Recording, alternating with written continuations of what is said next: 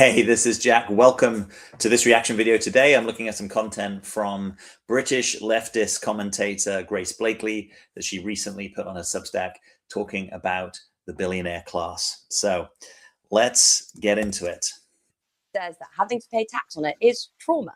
That's the best news for the American left in years. For the last decade, the right has been running on the same playbook. Don't talk about wages, don't talk about housing, don't talk about who actually owns the country. Talk about migrants, talk about trans people, talk about anything except the economy, because they know what happens when politics turns to people's actual living standards. They lose.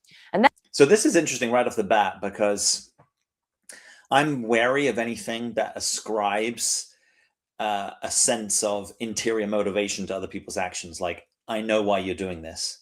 I generally think we want to be out of that business unless people are directly telling us that's why they're doing it. So I don't know how we would know, or how Grace would know, that people are deliberately talking about trans issues and other issues as a way to not talk about other things. It may be true. She might be right.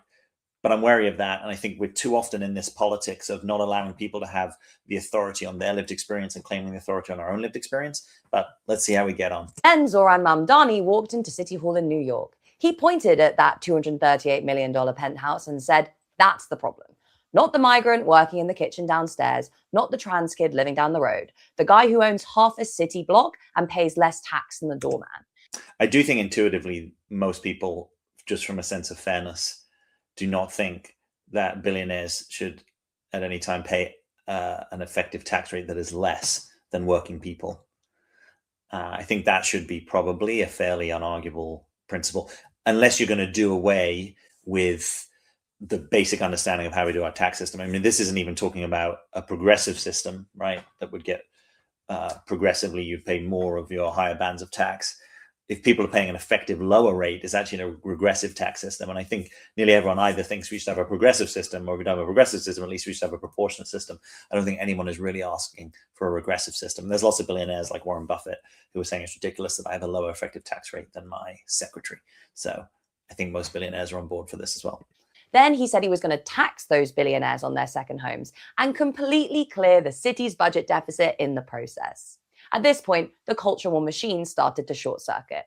The billionaires went off script. They started to defend their privilege overtly rather than trying to disguise it through culture war misdirection. See, again, I'm going to take issue there that she knows that it's culture war misdirection. That's the same point that I made earlier. Billionaire Ken Griffin said that Mamdani's tax was triggering his trauma from being chased out of Chicago. Another said that the progressive... So I know nothing about that guy, and she's obviously entitled to her view of him. I don't know how much she knows about him. I tend to try to start from a place of believing that there's at least a partial truth in what people are telling us. So if someone says that they had some trauma from being chased out of Chicago, even though I, as someone who's not a millionaire or billionaire, might not have any idea what that feels like and might struggle to understand that that would be anywhere near as traumatic as someone who's made a very difficult migrant journey, for instance, to come to a new country as a refugee. Why don't we try to understand what someone's experience is? So even billionaires, and I'm not here to defend the billionaire class, I'm just saying we're all people, we all have feelings, we all have subjective experience. If I want to try to build a bridge with you and suggest that, let's say you're a billionaire and we need a different way of thinking about ownership or how we do redistributive taxation, I'm going to have an easier time being in connection with you if I actually try to understand what your experience is like. And if you've ever lived a place and you felt driven out of it, either by economic reasons, a change of political circumstance, an end of a relationship, or whatever it is, you might know that that's not a nice experience. So I'm imagining that this person has had a bad experience and they're now fearing that they're going to have another bad experience. That's going to be a hard person to enlist. The risk is that you're just othering someone and saying, we don't have much sympathy for your trauma. Let's see how we go. Movement was the most dangerous thing to happen to middle-class professionals in years. Another said, can I afford the tax? Yes. Is it going to deter me? No, but I think it's shameful. These men are so out of touch, they have no idea how pathetic they sound to a city full of people holding down multiple jobs on minimum wage with no childcare and skyrocketing rents. I like that she's advocating for people who are in this situation, which is many people, right? Just struggling with the day-to-day necessities, rent, heat, food. And I do think it's right for us to center those experiences in the political conversation.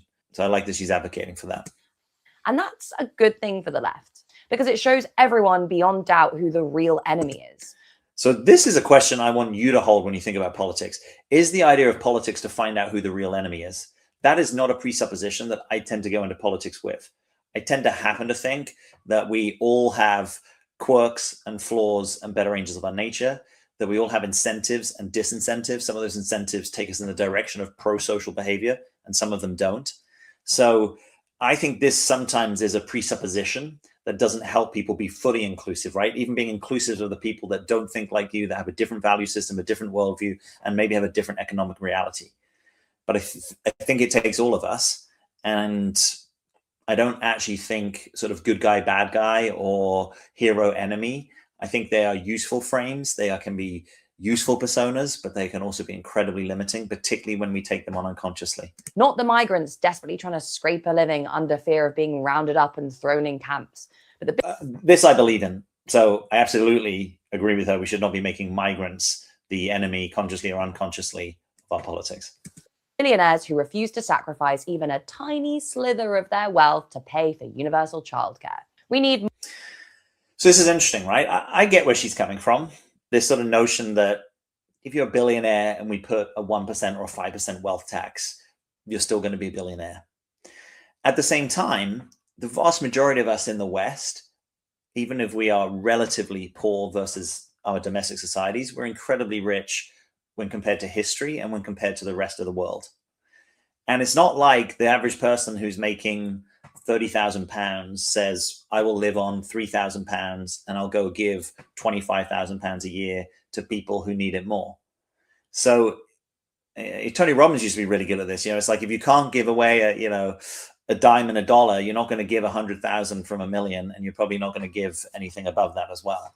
So this is where I think the billionaires aren't separate from us. It might be that you're much more generous proportionately in your life than the average billionaire. It might be that you're actually much less generous, right? Now, you might say, well, I'm struggling to make a living, London rents and all that accepted. I'm just saying, I don't think we should assume that other people need to sacrifice what they have in a system that currently legitimates that as their ownership. I think we need to try to have a way of being that is more fully inclusive of us. I think it's much easier to say, hey, I'm giving 5% of my income. Could you do the same? Right? Rather than, I'm not doing that, but you should do that. You should be willing to sacrifice. Even if the world that she's arguing for would in some ways be a better world, I don't know if it's a sober world, and it's one that's likely to happen.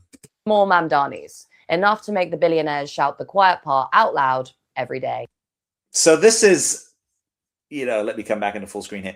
This is obviously a sort of an anti-billionaire thing. And I get that the billionaires, in a way, are the human face of a pattern of ownership that I happen to think also is problematic.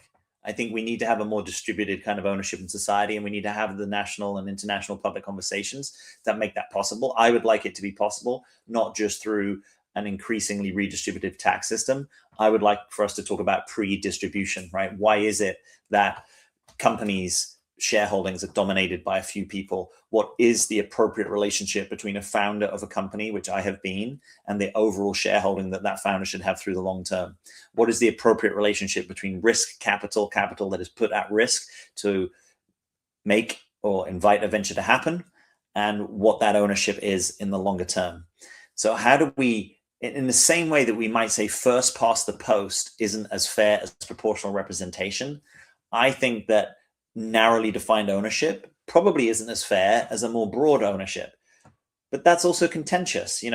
If someone works for a company for 10 years, what's a fair level of ownership? Should someone who's worked for the company and put money into the company be offered more ownership? Should someone who's willing to allow their shares in a company to continue to vest, should they be given more ownership?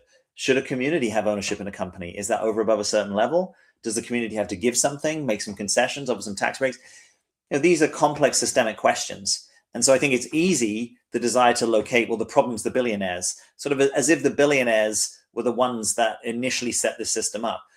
Most of the people, obviously there is, inherited wealth, and I'm not a fan of multi-generational, Duke of Westminster style ownership of huge property portfolios that make it hard for people in that area to own. A lot of people who are the most wealthy people in the world, they didn't start with that. They may have come from comfortable families. They may have had parents or uncles who are willing to give them some angel investing to get their company going. They may have had advantages, but the notion that they haven't also created, taken risk, added, had a vision, failed, gone bankrupt, tried again, all these things that a lot of entrepreneurs have had as part of their journey. I think if you don't honor that, it's hard to only see it from the sort of Elizabeth Warren perspective, which is, well, the reason they became billionaires is because they used the roads and they used the public libraries and they used public tuition. And so did everyone else. And most everyone else didn't end up as a billionaire. Now, obviously, we can't in a system have everyone as a billionaire, or that would start to, be meaningless, or some kind of hyperinflation. But the notion that our paying for the roads is what led to them being a billionaire, I don't find that as like some kind of credible causation. It may be one of many, many factors, but that factor also supports the person who doesn't go to work, right? Or who starts a business and it fails. They're also using the roads. So I get a little concerned when it seems to me people who have never started a company or been close to starting a company, who don't really understand sometimes what that might take, and why as a society, when people, particularly when they come with breakthrough technologies that benefit everyone, why we do want to reward them. Now, money isn't the only way to reward them. And a lot of true entrepreneurs, money actually isn't the thing, right? Money might be, how do we keep score? And yes, money can be translated into power. That's problematic. We need to talk about that. But it's actually the real win is the creative endeavor, is the making the thing happen, is changing the world in that sense. I think for a lot of entrepreneurs, that is actually primary. Sure, most people like having more than less money. And I'm sure when you get more, you continue to want more. But that's also not that much different than someone who lives a Western life that continues to want a better Western life, right? It's not that most people in the West are giving the vast majority of their resources to people for whom, having an extra $100 could be a life or death thing, right? Or could mean that their child can get some treatment that prevents them going blind, fill in the blank. So I own that I'm not living that life, and probably most of us aren't either.